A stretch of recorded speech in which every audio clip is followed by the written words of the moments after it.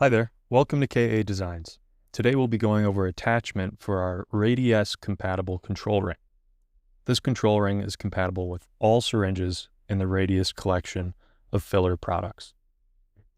We'll start by grabbing our syringe here with the currently attached control ring, and we'll just pop that off. And with our new control ring, you'll want to start with the slope of the control ring facing upwards, and make note of the post here on the underside of the thumb depressor. That is going to pass through this cutout in the adapter of the control ring.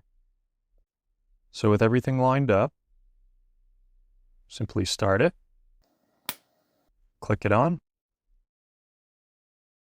and you're all set.